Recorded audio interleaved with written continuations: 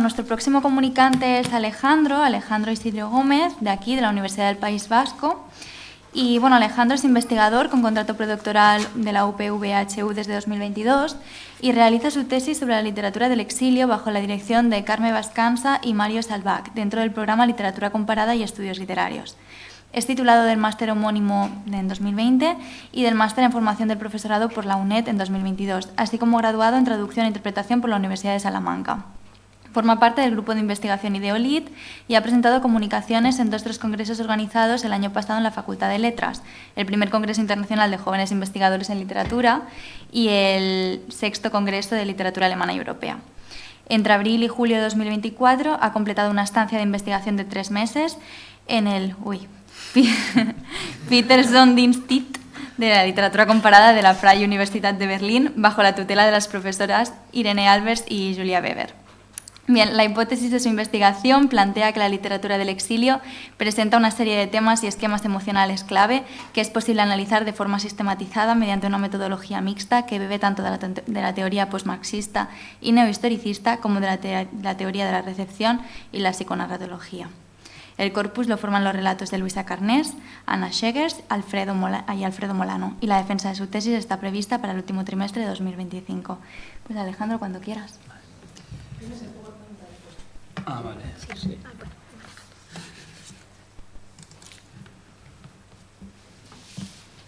¿Vas a poner tiempo? Sí, con el móvil lo veo.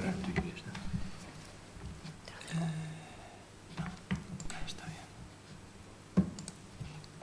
Vale, pues nada, muchas gracias Mar, muchas gracias a Bea, a Fran y a Irati y a todo el equipo organizador por aceptar mi propuesta y tenerme un año más aquí.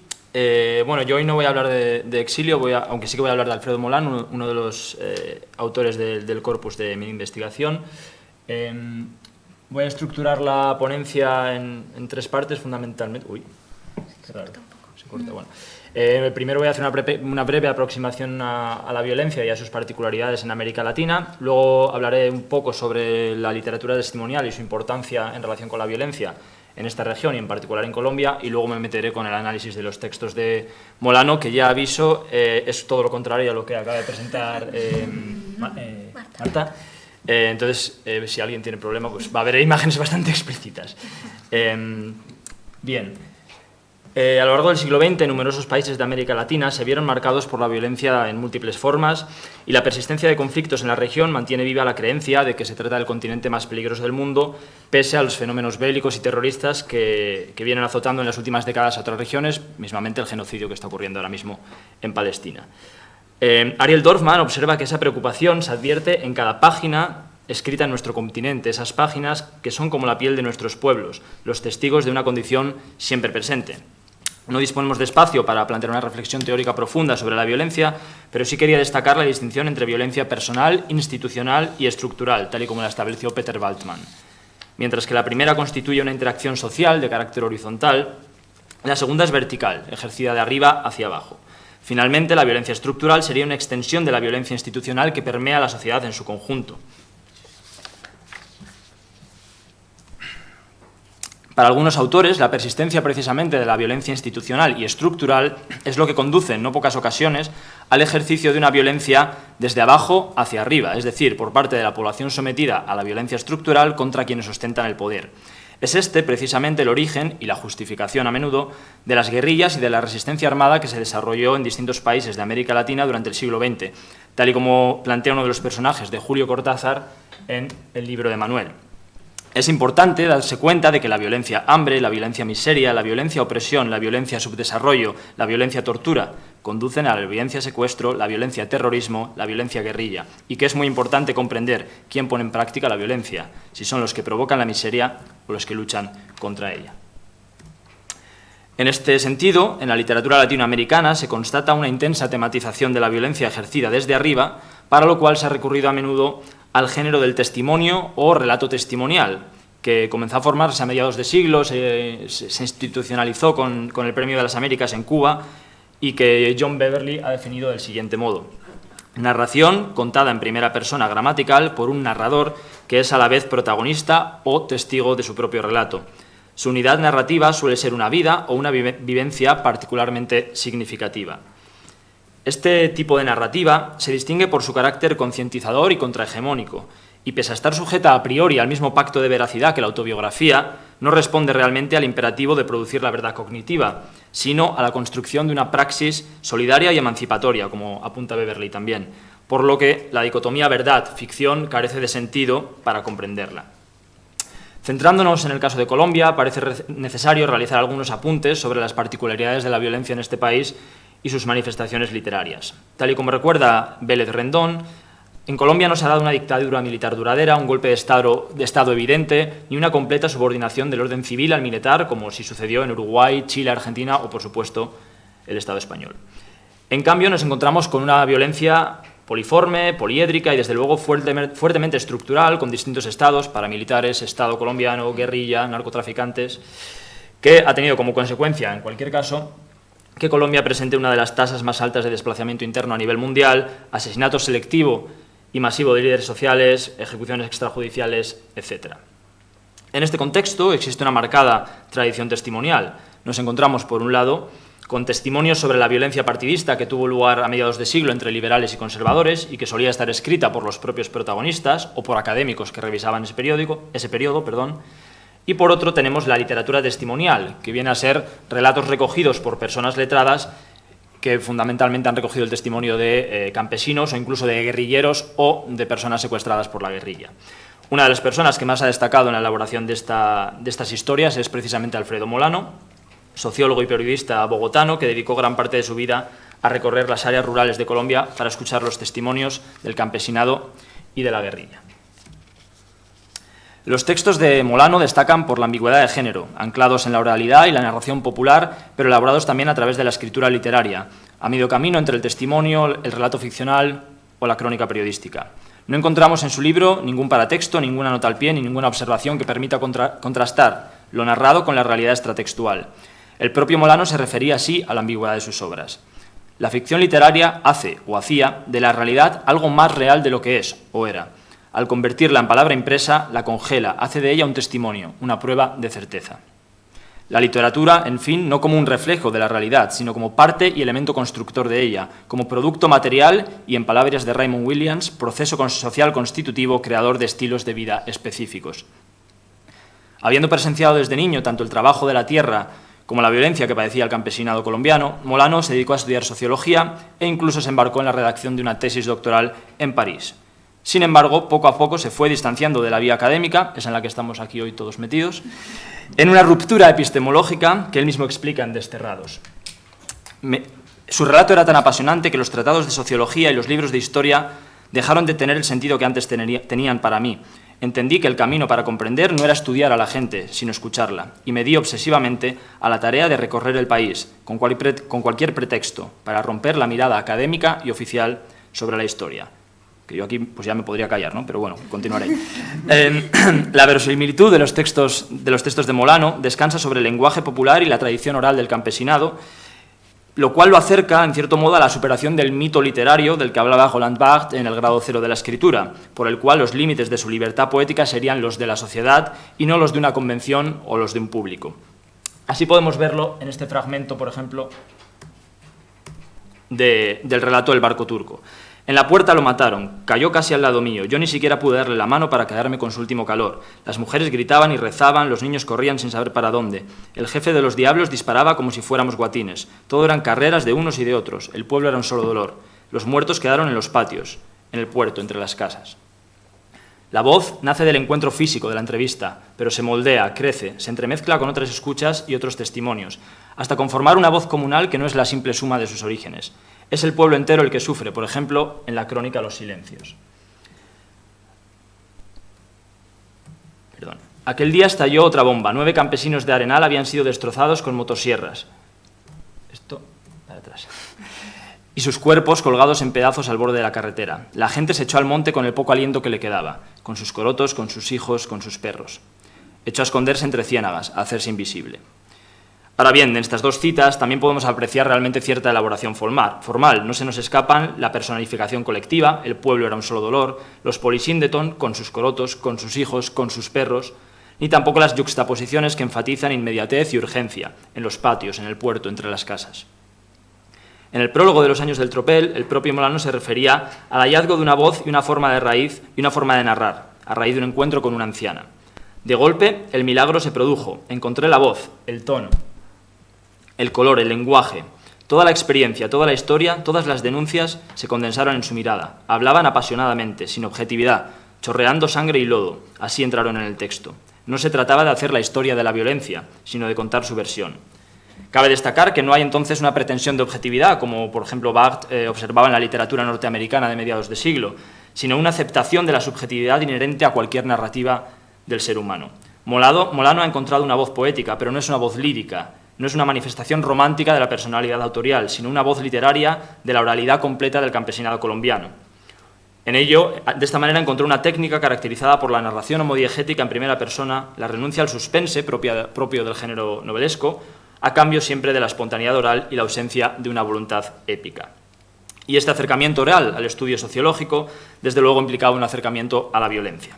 En la historia de la literatura podemos distinguir dos vías para narrar la violencia. Una vía obscena, es decir, desde fuera de la escena en la que la muerte y la sangre están presentes pero negadas al espectador, y una vía explícita e hiperbólica, la explitud sangrienta de la épica clásica, tal como la apunta Valencia, y precisamente fue por esta segunda vía por la que optó Alfredo Molano para dejar de tratar la violencia, en sus propias palabras, como una patología, sino para verla desde adentro, desde el ojo y desde el corazón de sus protagonistas y de sus víctimas.